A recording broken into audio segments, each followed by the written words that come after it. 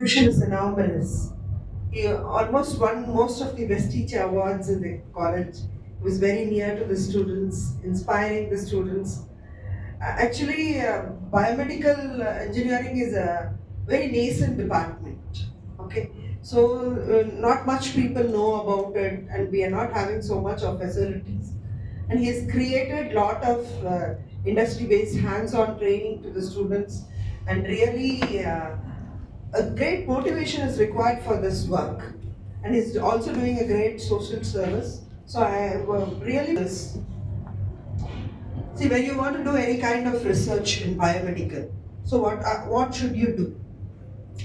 First thing is try to understand what is the gap in the industry field.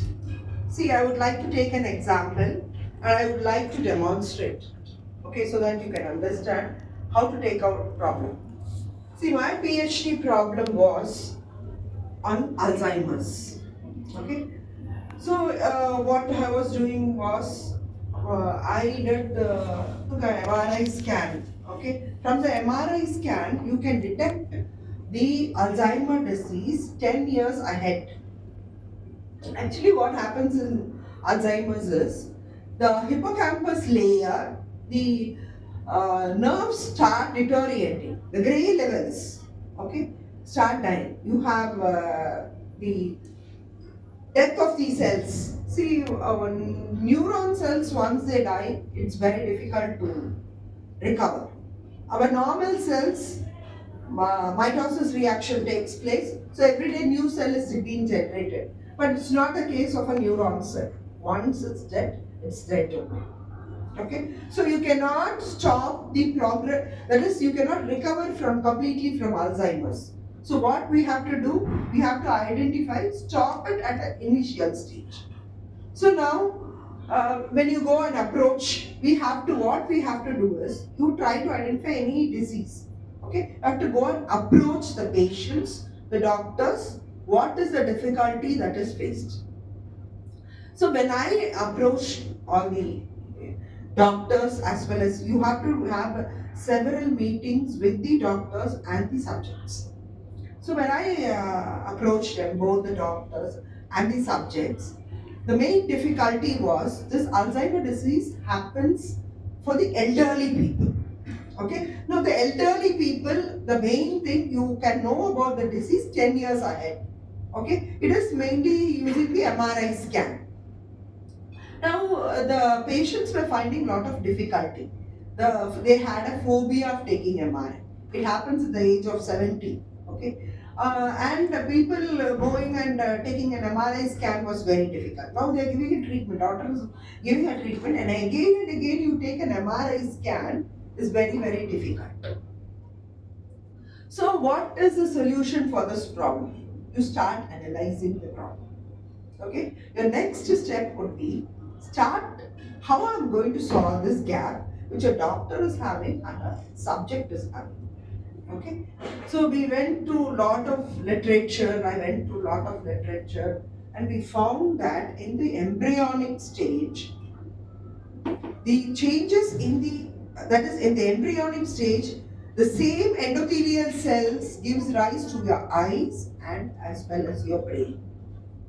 Okay, so if you do a study on the eye, okay, the you can if you relate what are the changes which is happening in the brain and eye, then it is possible.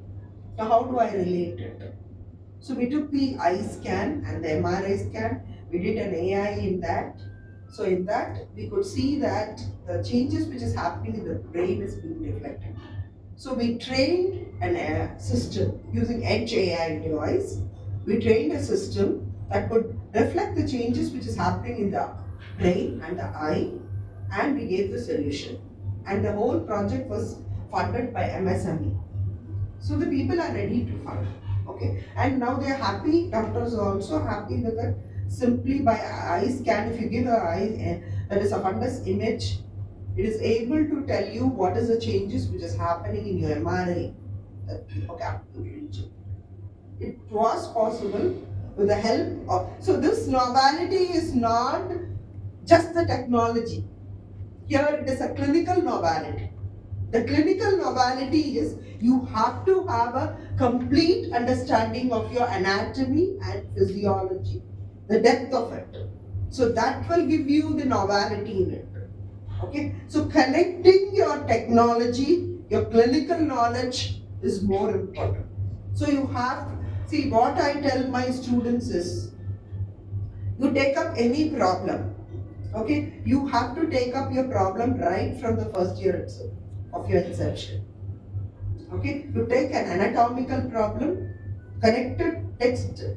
How is that anatomical change? How is the physiology change happening? How is the chemical change, biochemistry change is happening? So that you have to fix it. Then when you come to your second years, you will be learning about signals. So signals, you have to connect your signals. What are the signals you can acquire from the physiology? So you have to go in, only one topic you select, go in depth of it. Okay, so afterwards you take image, how image can be implemented. What are the image changes? Then next you go to your IoMT and your Internet of Things, how you get the point care devices. So how do you do is, see, if you, for example, when I'm going to, when you sit with a doctor, you know. See, for some conditions, now you're going to go for a surgery. So the precision is more important there. The accuracy is more important.